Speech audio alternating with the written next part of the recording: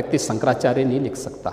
हर व्यक्ति हर पीठ के आचार्य के रूप में जाकर के जहां तहां वातावरण खराब नहीं कर सकता। और अगर वो शंकराचार्य थे तो क्यों आप लोगों ने लाठीचार्ज किया था वाराणसी में? उत्तर प्रदेश की सियासत एक बार फिर गर्मा गई है। वजह बने हैं मुख्यमंत्री योगी आदित्यनाथ। योगी आदित्यनाथ ने बजट सत्र के दौरान शंकराचार्य अविमुक्तेश्वरानंद को लेकर ऐसा बयान दे दिया है जिससे सियासी भूचाल आ गया। सदन में जैसे ही ये बयान आया, सोशल मीडिया से लेकर राजनीतिक गलियारों तक हड़कंप मच गया। बात इतनी बढ़ी कि इसे सिर्फ एक धार्मिक टिप्पणी नहीं बल्कि आने वाले चुनावों की सियासत से भी जोड़कर देखा जाने लगा। दरअसल पूरा मामला तब शुरू हुआ जब विधानसभा में नेता प्रतिपक्ष माता प्रसाद पांडे ने मौनी अमावस्या के दौरान हुई घटना और संतों के साथ कथित मारपीट को लेकर सरकार से सवाल पूछ लिया। सवाल सीधा था कि शंकराचार्य के सम्मान और सुरक्षा पर सरकार का क्या रुख है। हमारे शंकराचार्य जी आए, क्या हुआ मैं उस पर ज्यादा टिप्पणी नहीं करूँगा। मैं गया था, उन्होंने कहा हमारे बच्चों को आपके अधिकारियों ने सर पकड़ के पटका पीठ पे लात धर के दबाया। आप जानते हो शंकराचार्य, आप तो सनातन धर्म की बात करते हैं, सनातन धर्म के महत्वपूर्ण व्यक्ति हैं। लेकिन जवाब में मुख्यमंत्री योगी आदित्यनाथ ने जो कहा उसने माहौल को और ज्यादा गर्म कर दिया। व्यक्ति शंकराचार्य नहीं लिख सकता। हर व्यक्ति हर पीठ के आचार्य के रूप में जाकर के जहां तहां वातावरण खराब नहीं कर सकता। उन मर्यादाओं का पालन सबको करना होगा। योगी ने साफ शब्दों में कहा कि हर व्यक्ति शंकराचार्य नहीं हो सकता और कोई भी किसी भी पीठ का आचार्य बनकर माहौल खराब नहीं कर सकता। सबको मर्यादा में रहना होगा। योगी आदित्यनाथ के जिस बयान को लेकर सोशल मीडिया पर बवाल मचा हुआ है, पहले आप वो ये बयान सुनिए। और अगर वो शंकराचार्य थे तो क्यों आप लोगों ने लाठीचार्ज किया था वाराणसी में? क्यों FIR लॉन्च किया था? आप नैतिकता की बात करते हैं।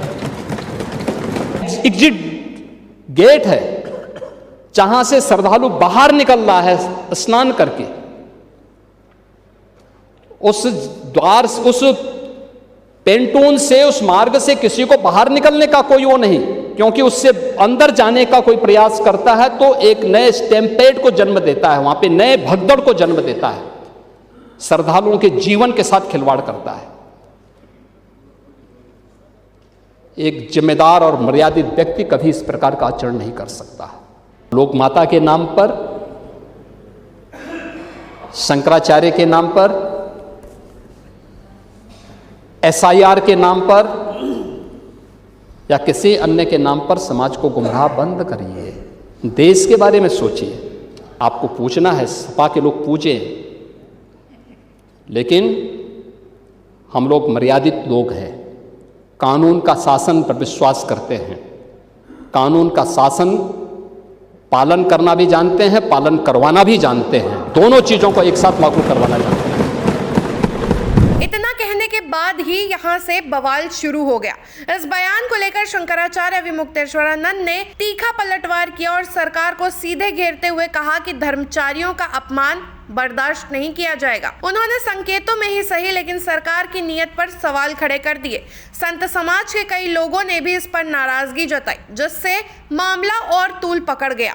शंकराचार्य ने साथ ही ये तक कह दिया कि आपने गोरखनाथ का अपमान किया है। वो कहते थे कि कोई राजा अगर अपनी गद्दी छोड़कर योगी बनना चाहे तो उसका स्वागत है, वो बन सकता है, लेकिन कोई योगी राजगद्दी पर नहीं विराजमान हो सकता। आपने इस तरह की हरकत करके गोरखनाथ का अपमान किया है। आपने तो उल्टी गंगा बहा दी है। साथ ही उन्होंने ये तक कह डाला कि कोई भी भगवा चोला पहन ले तो वो योगी नहीं बन जाता। इसी बीच सियासत का असली रंग तब दिखा जब समाजवादी पार्टी प्रमुख अखिलेश यादव मैदान में उतर आए। अखिलेश ने लंबा चौड़ा पोस्ट कर सीधे मुख्यमंत्री पर निशाना साधा और इस पूरे विवाद को ब्राह्मण अस्मिता से जोड़ दिया। उन्होंने कहा कि यह सिर्फ एक व्यक्ति का नहीं बल्कि पूरे ब्राह्मण समाज और धार्मिक परंपराओं का सम्मान का मामला है। अखिलेश का ये बयान आते ही सियासी समीकरणों की नई चर्चा शुरू हो गई। क्या ये 2027 की राजनीति की जमीन तैयार करने की कोशिश है? राजनीतिक विश्लेषकों की माने तो इस पूरे विवाद के कई मायने निकाले जा रहे हैं। एक तरफ योगी आदित्यनाथ अपने सख्त प्रशासनिक और धार्मिक अनुशासन वाले रुख को दिखा रहे हैं, वहीं विपक्ष इसे ब्राह्मण वोट बैंक से जोड़कर बड़ा मुद्दा बनाने की कोशिश कर रहा है। सोशल मीडिया पर भी यही सवाल तैर रहे हैं कि क्या सिर्फ बयानबाजी है या इसके पीछे बड़ा राजनीतिक खेल छिपा है। सबसे दिलचस्प बात यह है कि बजट सत्र जैसे गंभीर मंच पर शुरू हुई ये बहस अब सीधे जनता के बीच पहुंच चुकी है। संत समाज, ब्राह्मण संगठनों और राजनीतिक दलों के बयान लगातार सामने आ रहे हैं। माहौल ऐसा बन गया है कि हर कोई अपनी अपनी तरह से इस बयान का मतलब निकाल रहा है। कोई इसे धर्म की मर्यादा बता रहा है तो कोई इसे आस्था पर चोट। अब देखना ये होगा कि ये विवाद यहीं थमता है या आने वाले दिनों में और बड़ा सियासी मुद्दा बनता है, क्योंकि यूपी की राजनीति में